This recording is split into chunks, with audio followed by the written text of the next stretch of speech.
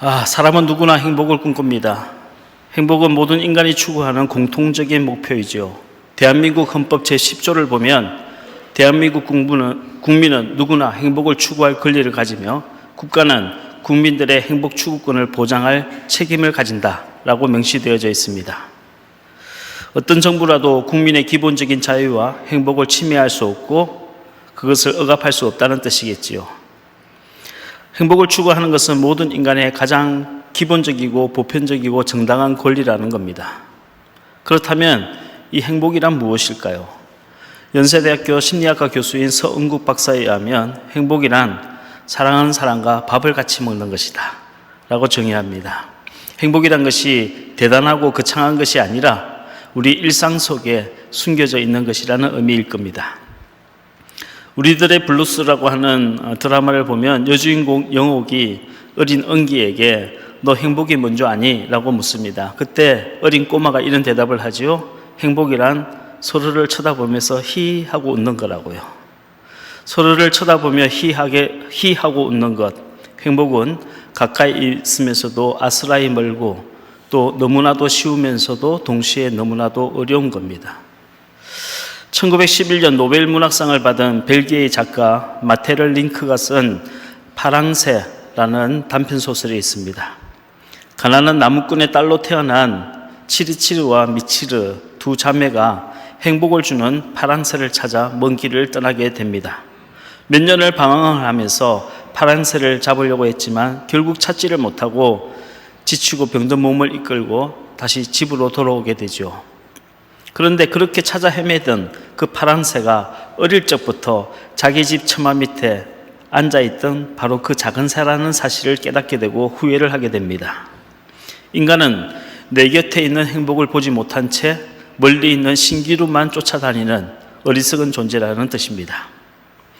인간의 마음은 구멍난 항아리처럼 채워도 만족하지 못합니다.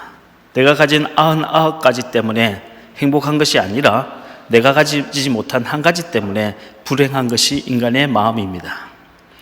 남들보다 더 많이 갖지 못하면 불행하다고 여기고 남들보다 유명해지지 못하면 내 인생은 실패했다고 생각합니다. 셀럽들이 가진 물건을 갖지 못한 것을 죄라고 생각해요. SNS에서 팔로워 수가 작으면 내 인생이 불행하다고 생각하는 겁니다. 남들 다 가진 것을 왜 나는 갖지 못하냐 하면서 과도한 빚을 내고 나중에는 그 빚을 갚지 못하면서 나는 왜 불행할까 하고 고민을 하는 겁니다. 누구나 행복을 꿈꾸지만 갈수록 행복과는 멀어지는 겁니다. 겉으로는 온갖 호사스러운 것들로 꾸미며 행복한 척하지만 그 속은 불행한 마음이 가득 차 있는 것이 인간이란 겁니다. 유명한 희극 배우인 찰리 채플린은 인생은 멀리서 보면 희극인데 가까이서 보면 비극이다 하는 말을 했습니다. 왠지 작아 보이는 모자를 쓰고 헐렁헐렁한 구두를 신고 그리고 지팡이를 휘두르면서 뒤뚱뒤뚱 걷는 찰리 채플린의 모습을 보면 너무나도 재미있고 유쾌하지요. 하지만 영상으로 클로즈업 되어 있는 그 사람의 얼굴을 보면 그렇게 슬플 수가 없어요. 실제로 찰리 채플린은 이런 말을 했습니다. 나는 빗속을 걸어 다니는 것을 좋아한다. 왜냐하면 아무도 내 눈물을 볼 수 없기 때문이다. 겉으로 보기에는 한없이 행복해 보이고 다 가진 것처럼 보이고 저 사람 더 이상 바랄 것이 뭐 있겠나 싶은 사람도 그 속은 썩어 문드러진 사람들이 있는 겁니다. 오늘 우리가 살펴볼 성경의 주인공 나아만 장군이 바로 그런 사람이었습니다. 나아만은 아람군의 총사령관이고 군대 장관이었습니다. 아람국은 다윗 왕 때만 해도 이스라엘의 조공을 갖다 바치는 약소국이었어요. 하지만 솔로몬 사후에 이스라엘이 남과 북으로 분열되고 쇠락해진 틈을 이용해서 아람국은 군사 강국으로 성장하게 됩니다. 이스라엘의 가장 위협적인 적국이 된 거예요. 대표적인 사건이 길랏 라못 전투였습니다. 이 전쟁에서 북이스라엘과 남유다가 손을 잡고 연합군을 내보냈지만 이 아람국에게 크게 대패하고 맙니다. 이때 이스라엘의 가장 악한 왕이었던 아합 왕이 전사를 당하게 되지요. 당시 아합 왕은 철로 만든 두꺼운 갑옷을 입고 있었는데요. 아람군의 한 병사가 아무 생각 없이 우연히 쏜 그 화살이 그 갑옷의 솔기를 뚫고 들어가 그의 심장을 꿰뚫어 죽게 됩니다.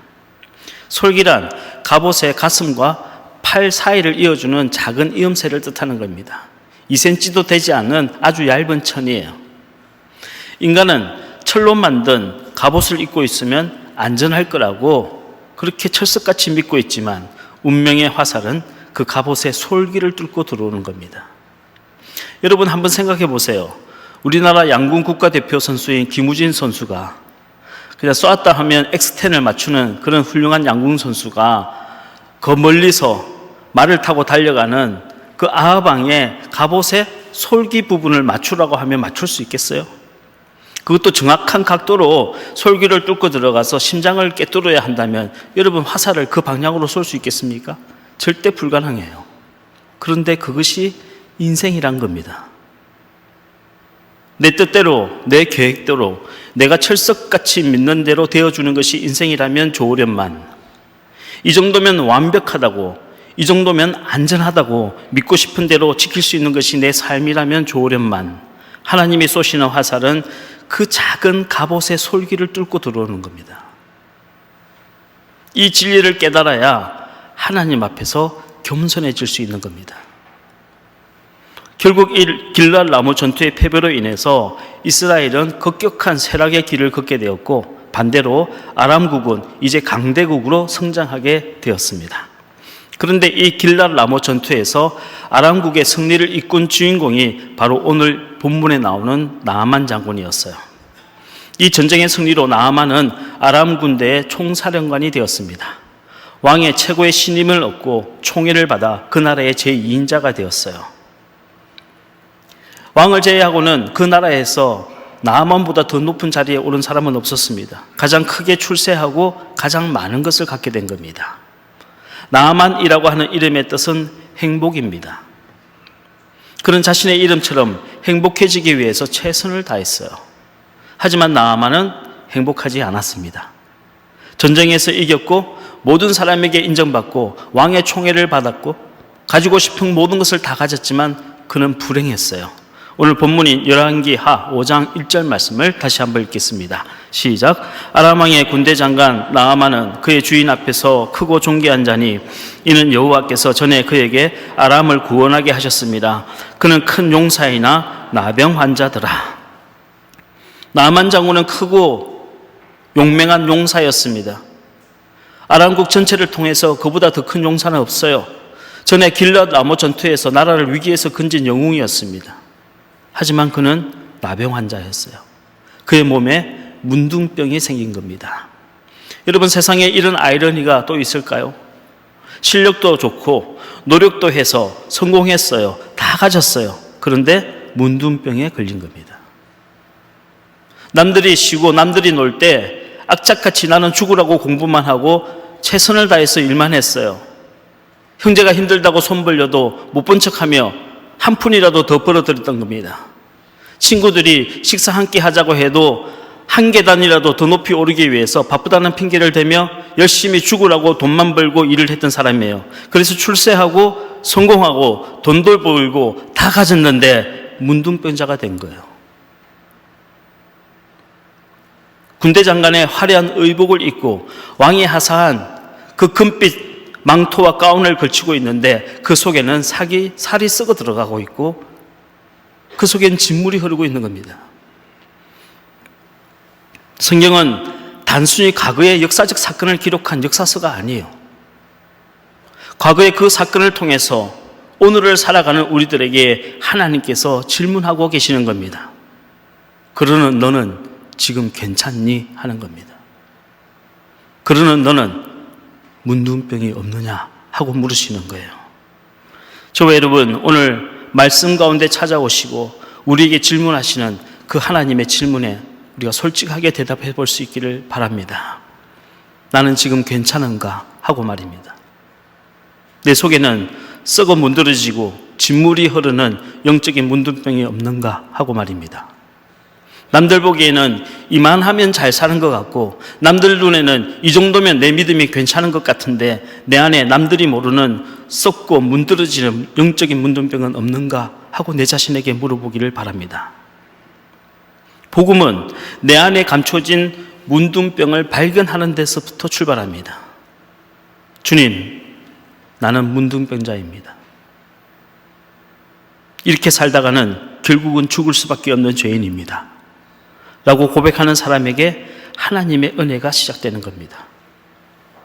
이 시간 혹 나에게 영적인 문둥병이 있다는 것을 깨닫게 되는 사람이 있다면 나만의 그 무거운 옷으로 자신의 병을 감추지 말고 주님 앞에 나와 그 병을 보여드리고 말씀 중에 찾아오시는 성령의 능력으로 치유함 받게 되기를 주의 이름으로 축원합니다. 저는 오늘 열왕기하 5장 말씀을 읽고 묵상하면서 세 가지 질문을 던지게 되었습니다. 그 세 가지 질문을 통해서 하나님께서 우리에게 주시는 은혜를 함께 누리기를 바랍니다. 첫 번째, 왜 하필 문둥병인가 하는 겁니다. 수많은 병들 중에, 하고 많은 병들 중에 왜 하필 문둥병일까요? 문둥병에는 몇 가지 뚜렷한 특징이 있습니다. 첫 번째, 문둥병에 걸리면 환부의 감각이 없어집니다. 문둥병의 가장 큰 특징은 무감각입니다. 지금 살이 썩어져 가고 손가락이 잘리는데도 불구하고 통증이 없어요. 영적인 문둥병에 걸리면 죄에 대해서 무감각해집니다. 처음에 한 번 거짓말하고 두 번 도둑질하고 나쁜 짓 할 때는 가슴이 콩당 뛰고 이러다가 하나님 앞에 벌 받는 거 아닌가, 내가 잘못되는 거 아닌가 하는 죄책감을 심하게 느끼죠. 하지만 영적인 문둥병에 들어가게 되면 죄에 대해서 무감각해집니다. 그때부터는 죄 짓는 것이 너무 쉬워요. 너무 편한 거예요. 양심의 가책도 느끼지 않고 죄의 결과에 대한 두려움도 사라집니다. 혹 내가 반복적인 죄를 짓고 있음에도 불구하고 전혀 통증을 느끼지 못한다면 나는 영적인 문둥병자가 아닌가 자신을 돌아봐야 합니다. 두 번째, 문둥병에 걸리면 악취가 심하게 납니다. 피부에 문둥병이 생기면요, 피부에 피고름이 흐르기 시작하면서 심한 악취가 납니다. 그런데 마음에 문둥병이 생겨도 똑같이 악취가 납니다. 마음속에 있는 병이라고 해서 겉으로 드러나지 않을까요? 냉전시대에 동독과 서독이 나누어져 살 때 동베를린 사람들이 국경 너머로 서베를린에 쓰레기를 자꾸 갖다 버렸다고 해요. 얌체같이. 북한이 오물풍선 보내듯이 그렇게 서베를린 땅에 자꾸만 쓰레기를 갖다 버리는 겁니다. 서베를린 사람들이 화가 난 거죠. 야, 우리도 저 동베를린 땅에다가 아주 더러운 오물이나 저 쓰레기 갖다 버리자. 모여서 회의를 계속했어요. 어떻게 하면 쓰레기를 갖다 버릴까? 그렇게 회의를 여러 번 연급한 결과 결국 서베를린 사람들은 동베를린 국경 너머로 쓰레기 대신에 빵과 우유와 통조림을 갖다 놓았어요. 그리고 그 국경에 이런 편말을 붙여놨다고 합니다. 사람은 각자 자기 마음속에 있는 것을 준다. 마음속에 문둥병이 생기면 악한 말을 해요. 독한 말을 해요. 사소한 일에도 화를 내고 분노해요. 다른 사람들 하는 걸 보면 참지를 못해요. 어떻게든 끌어내리려고 하고 흠집을 내려고 해요. 마음속에 있는 병도 똑같이 밖으로 드러나게 되는 겁니다. 사람은 자기 마음속에 품은 것을 줄 수밖에 없어요. 세 번째, 문둥병에 걸리면 모습이 흉하게 일그러집니다. 요즘 제가 우리 교회 작년만 해도 12명 신생아가 태어났거든요. 애기들을 보면 너무 이뻐 죽겠어요. 예전에는 애기를 보면 그냥 애기구나 이랬는데 머리가 하얘지다 보니까 애기들 보면 그냥 막 깨물어 주고 싶어요. 너무 이쁜 거예요. 근데 여러분 보세요. 이 아이가 1살, 2살, 10살, 20살 나이 먹으면요, 그 다음부터 얼굴이 무서워져요. 험해져요. 요즘 우리 딸 보면요, 무서워 죽겠어요. 세상 죄에 물들다 보면 그 아름다운 얼굴이 없어지게 되고 사나워지고 표독해지고 무서워지는 거예요. 물론 나이가 들수록 얼굴이 더 고와지는 분도 계십니다. 그런 분들은 얼굴의 주름살도 자연스럽게 보이고 백발도 아름답게 보여요. 하지만 성형수술을 하고 보톡스 주사를 맞고 주름 펴는 수술을 하고 해도 얼굴이 미워지는 사람이 있어요. 그런 분은 얼굴을 뜯어 고칠 게 아니라 마음의 병부터 고쳐야 합니다. 마음의 문둥병을 고치면 자연히 얼굴도 이뻐지는 것이고 주름도 자연스러워지는 것이고 백발도 아름다워지는 겁니다. 네 번째, 문둥병에 걸리면 다른 사람과 관계가 멀어집니다. 단절이 돼요. 문둥병자들은 가족들과 함께 살지 못하고 성 밖에 쫓겨나가서 혼자 외롭게 살다가 죽어야만 했습니다. 영적인 문둥병도 마찬가지예요. 영적인 문둥병에 걸리면 사람과 관계가 멀어지게 됩니다. 외로워집니다. 모든 사람이 그 사람을 피하게 되는 거예요. 돈으로 사람을 곁에 두려는 사람보다 더 어리석은 사람은 없습니다.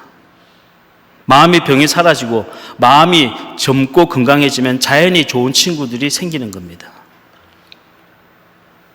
다섯 번째, 문둥병은 죽음으로 끝날 수밖에 없는 병입니다. 일단 문둥병이 걸리면 죽어야 끝나는 거예요. 주님은 죄의 싹은 사망이라고 분명히 말씀해 주었습니다. 문둥병이 살을 썩게 하고 결국에는 사람의 몸을 죽이는 것처럼 마음의 문둥병도 우리의 양심을 썩게 하고 결국은 영혼을 죽게 만듭니다. 피부에 조금만 트러블이 생겨도 금방 병원으로 달려가면서 양심이 썩어서 문드러지고 있음에도 불구하고 그대로 내버려두고 방치한다면 세상에 이보다 더 어리석은 사람이 어디 있겠습니까? 빨리 고쳐야죠. 여섯 번째, 문둥병자들의 모든 소유는 불태워집니다. 문둥병자가 입었던 옷은, 가졌던 물건은 아무리 값비싼 옷이라도, 아무리 명품 가방이라도 다 불태워서 소멸시킵니다. 문둥병자가 쓰던 물건 중에 남길 수 있는 것은 하나도 없습니다. 영적인 문둥병자들은 자식에게, 다음 세대에게 물려줄 유산이 전혀 없습니다. 자식이 부모를 부정하게 되고 다음 세대가 이전 세대를 부정하게 되는 겁니다. 돈만 물려주고 신앙을 물려주지 못한 부모는 부모로서 실패한 겁니다. 그 자식들은 부모에 대해서 어떤 고마움도 느끼지 못하고 추억도 가질 수 없습니다. 나아만 장군은 자신의 문둥병을 감추기 위해서 날마다 어간을 정제하고 살았어요. 군권에 출입할 때만 그런 것이 아니라 서재에 있을 때도, 집에 있을 때도, 심지어 침실에 있을 때도 무거운 투구를 쓰고 발목까지 치렁치렁 내려오는 가운을 입고 있었어요. 사람들은 나만 장군이 자신의 권세를 자랑하기 위해서 저렇게 옷을 입고 다니는가 보다라고 생각했지만 사실은 그렇지 않았어요. 나만 장군은 자신의 문둥병을 감추기 위해서 그런 옷을 입고 다녔어요. 사람들은 마음의 상처가 크고 컴플렉스가 클수록 집안 자랑하고 학벌 자랑하고 재산 자랑합니다. 그것들로 자신의 마음의 상처를 감출 수 있을 거라고 생각하는 거예요. 하지만 마음의 병은 허세라는 옷으로 감출 수 없어요. 감추어지기는커녕 더 깊은 곳까지 살을 파고 들어가는 겁니다. 그런데 나만 장군의 집에는 길랏 라못 전쟁 중에 이스라엘에서 노예로 끌고 온 여종이 하나 있었어요. 그 어린아이의 생각에는 저렇게 무거운 투구를 맨날 쓰고 다니고 무거운 옷을 입고 다니고 발목까지 치렁치렁 내려오는 가운을 입고 다니고 저런 복장으로 잠을 자고 저렇게 하느니 차라리 고칠 수 있는 사람에게 한번 가보는 게 더 현명하지 않나 하는 생각을 하게 된 겁니다. 오늘 이어서 본문 2절과 3절 말씀을 같이 한번 읽겠습니다. 시작. 전에 아람 사람이 떼를 지어 나가서 이스라엘 땅에서 어린 소녀 하나를 사로잡으며 그가 나아만의 아내에게 수종들더니 그의 여주인에게 이르되 우리 주인이 사마리아에 계신 선지자 앞에 계셨으면 좋겠나이다. 그가 그 나병을 고치리이다 하는지라. 여러분, 어린아이의 생각이 어른들보다 훨씬 지혜로울 때가 있습니다. 이 어린아이의 생각에는 이스라엘에 가면 엘리사라는 주의 종이 있고 하나님께 기도하면 하나님께서 그 병을 고치실 수도 있는데 뭐하러 저렇게 무거운 옷을 입고 다니면서 얼굴에 화장을 덕지덕지하고 저렇게 숨어서 살아야 하나, 한번 가보고 기도 받아보면 좋을 텐데 하는 생각을 하게 된 거예요. 사랑하는 성도 여러분, 오늘 저와 여러분도 이 어린아이의 소리에 귀를 기울이시길 주의 이름으로 축원합니다. 이 어린아이의 지혜에 귀를 열기를 주의 이름으로 축원합니다. 온갖 허세와 위선으로 마음속에 문둥병을 감추려고 하지 말고 하나님 앞에 나가 그 병을 고침받기를 주의 이름으로 축원합니다. 다행히 나아만 장군은 이 어린아이의 말이라고 업신여기지 않고 그 말을 들었어요. 금은 보화를 가득 싣고 이스라엘의 엘리사를 찾아가게 된 겁니다. 그런데 이 엘리사는 금은 보화를 쳐다보지도 않고 심지어 나아만 장군을 만나주지도 않았어요. 사람을 보내서 나아만 장군에게 요단강물에 7번 들어가라고 말했습니다. 여러분, 저는 오늘날 우리 한국교회가 다시 회복해야 할 것이 있다면 바로 이 엘리사의 기계라고 생각합니다. 교회는 권력자라고, 통치자라고, 부자라고 비율을 맞춰줘서는 안 돼요. 대통령이든 국회의원이든 재벌이든 유명인이든 다 예수 믿고 구원받아야 할 사람들입니다. 그들은 고침받아야 할 문둥병자들이에요. 영적으로 병든 문둥병을 치유하는 교회가 되기 위해서는 엘리사의 기계가 있어야 합니다. 사도 바울은 우리가 자랑할 것은 오직 예수 그리스도의 십자가밖에 없다고 고백했습니다. 우리의 능력은, 우리가 치유하고 살릴 수 있는 능력은 오직 예수 그리스도의 십자가 능력밖에 없는 줄 믿으시길 바랍니다. 요단강물은 예수 그리스도의 십자가 보혈을 상징합니다. 모든 더러운 죄와 죽을 수밖에 없는 마음의 병을 고칠 수 있는 힘은 오직 예수 그리스도의 십자가 능력밖에 없는 겁니다. 물론 나아만 장군은 처음엔 자존심이 굉장히 상했어요. 쥐까짓 게 뭔데, 아람국의 군대 장관이 나를 만나주지도 않고 요단강물에 7번 들어가라고 생각했어요. 그리고 집으로 돌아가려고 했습니다. 그때 한 종이 이런 말을 했어요. 주인이시여, 요단강물에 들어가는 것이 그렇게 어려운 일입니까? 자존심이 밥 먹여줍니까? 병을 고칠 수만 있다면 7번이 아니라 70번이라도 들어가 볼 수 있는 거 아닙니까? 이 말을 듣고 나아만 장군은 깨닫게 되었어요. 그리고 엘리사의 말씀에 순종해서 정말로 그 말씀대로 요단강에 7번 들어갔더니 정말 거짓말같이 그의 문둥병이 어린아이의 살과 같이 깨끗하게 나음을 받게 된 겁니다. 열왕기하 5장 14절 말씀을 같이 한번 읽겠습니다. 시작. 나아만이 이에 내려가서 하나님의 사람의 말대로 요단강에 7번 몸을 잠그니 그의 살이 어린아이의 살같이 회복되어 깨끗하게 되었더라. 여러분, 하나님의 말씀을 들을 때 자존심 버립시다. 하나님 말씀을 들을 때 어린아이 같은 순수한 마음으로 순종해 보시기를 주의 이름으로 축원합니다. 자기가 뭔데 군대 장관이 나에게 이래라 저래라 하냐, 그런 자존심이 우리를 고치는 게 아니에요. 예, 주님 말씀대로 하겠습니다. 7번이 아니라 77번이라도 들어가라고 하면 들어가 보겠습니다. 대신 주님 나를 고쳐 주시옵소서. 오늘 저와 여러분에게 이런 믿음이 있기를 주의 이름으로 축원합니다. 믿음으로 순종하셔야 돼요. 그래야 나도 살고 내 가족도 사는 겁니다. 내가 죽으면 내 가족도 죽이는 거예요. 두 번째 질문은 이겁니다. 왜 요단강물에 7번이나 들어가게 하였는가 하는 겁니다. 옛말에 병이 고황에 들면 고칠 수 없다 하는 말이 있습니다. 고황이 어디일까요? 고황은 심장과 횡격막 사이에 있는 곳입니다. 다시 말해서 우리 몸에서 제일 깊은 곳이에요. 병이 우리 몸의 제일 깊은 곳에 자리 잡으면 고칠 수 없다는 말입니다. 사람의 마음도 마찬가지예요. 제가 일시적인 충동이나 일시적인 욕심이 아니라 반복적인 습관이 되고 고착화되면 그 죄는 고황에 자리 잡게 되는 거예요. 마음의 제일 깊은 곳에 뿌리 내리게 되는 겁니다. 이렇게 마음의 제일 깊은 곳에 뿌리 내린 죄는 한두 번 회개한다고 없어지는 게 아니에요. 한두 번 은혜 받고 눈물 콧물 흘리고 회개한다고 해서 그 죄가 없어지는 게 아니에요. 죄의 장아찌가 되어버린 우리 인간의 마음을 고치기 위해서는 지속적이고도 충만한 은혜가 필요합니다.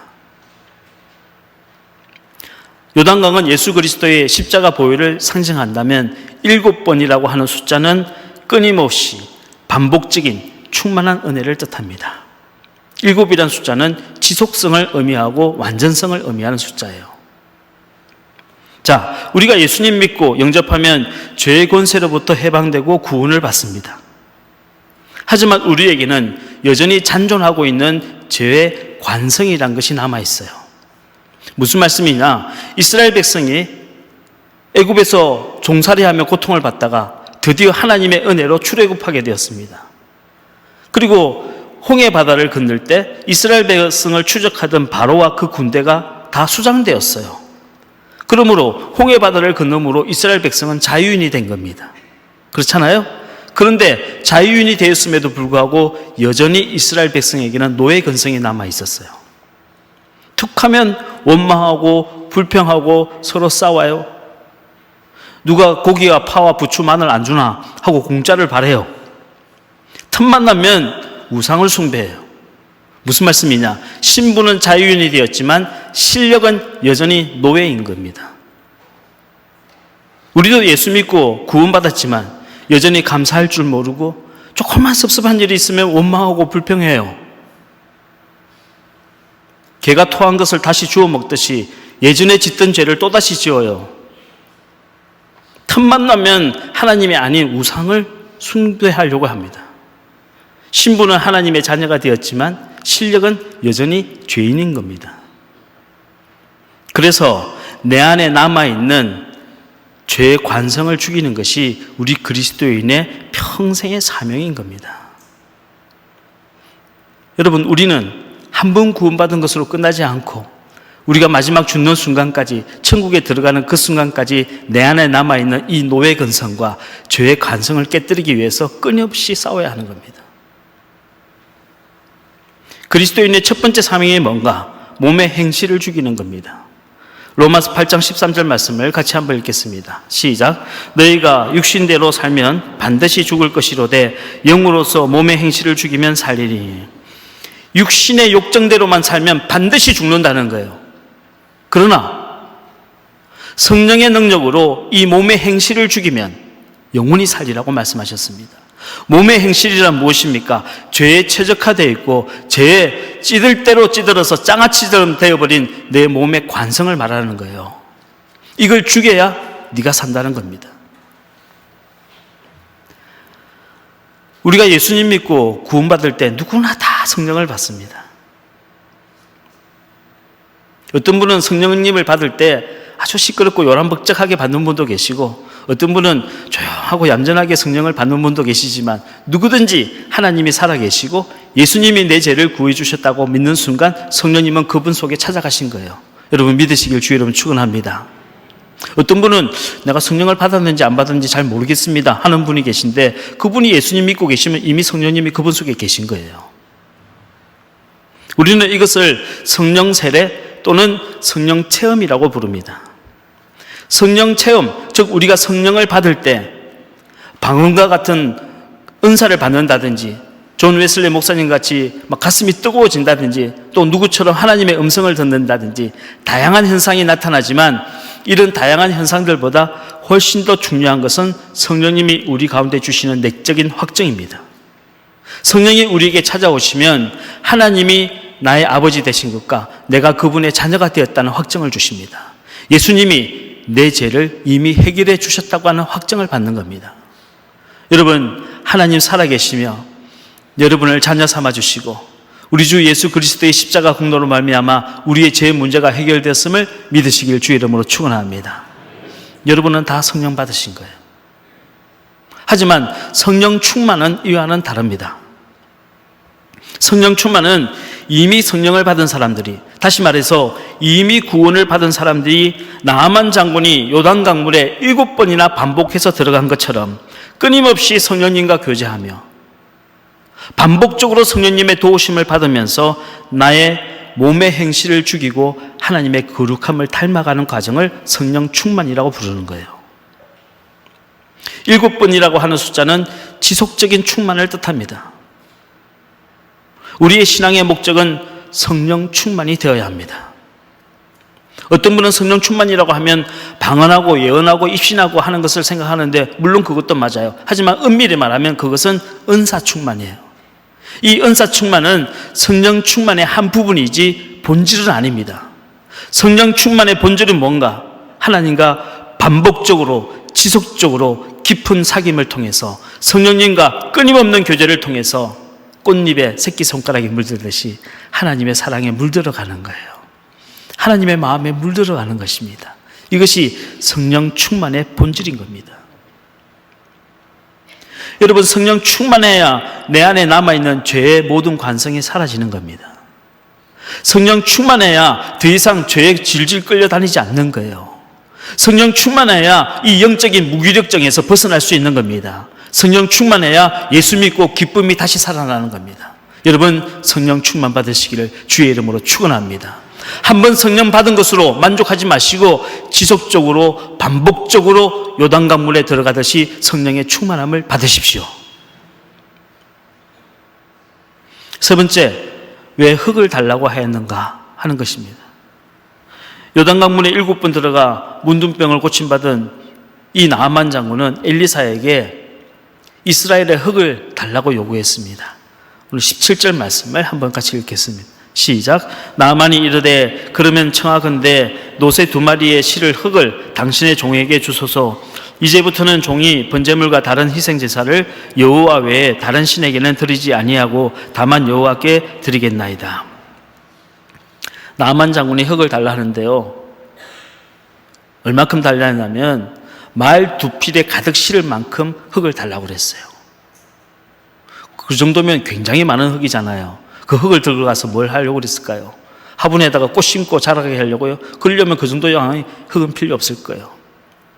이렇게 많은 흙을 가져가서 나아만 장군은 제단을 쌓겠다는 겁니다.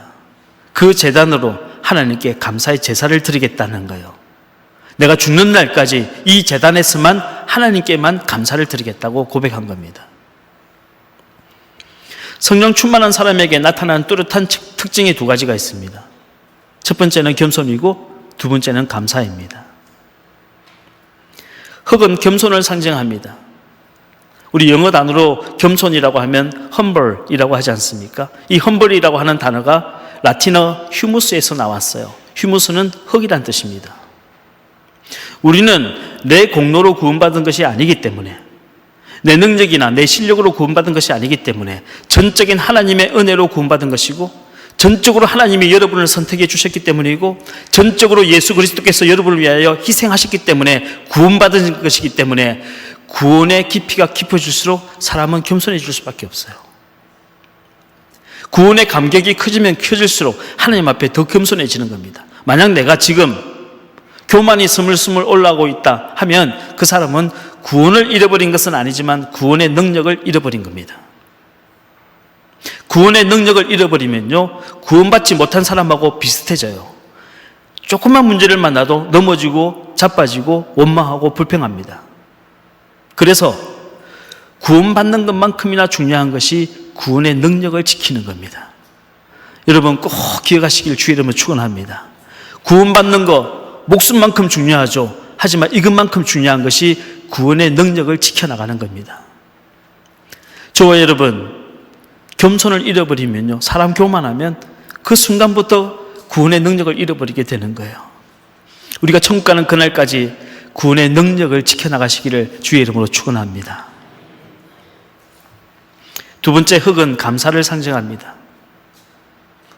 나아만 장군이 그 많은 흙을 가지고 가서 제단을 쌓고 매일 하루에 한 번씩 하나님께 내가 이스라엘 땅에서 하나님이 나의 문둥병을 고쳐주셨으니 감사합니다 하는 제사를 드리겠다고 고백했습니다.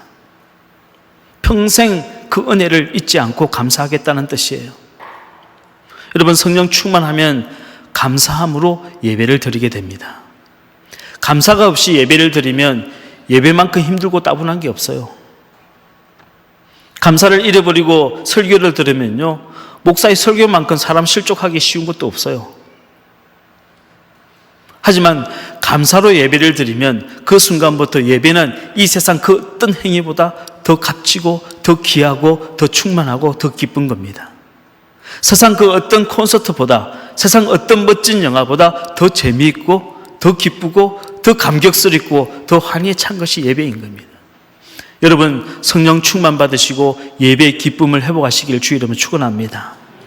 예배 드리는 한 시간이 내 인생에 있어서 가장 환희와 가장 큰 기쁨이 되어야 합니다. 하나님의 말씀을 듣는 것이 내 인생의 가장 큰 유익이 되어야 하는 겁니다. 이것이 구원의 능력을 지켜나가는 사람의 특징, 즉 성령 충만한 성도의 특징인 겁니다. 사랑하는 성도 여러분, 잃어버린 감사를 다시 회복합시다. 성령 충만합시다.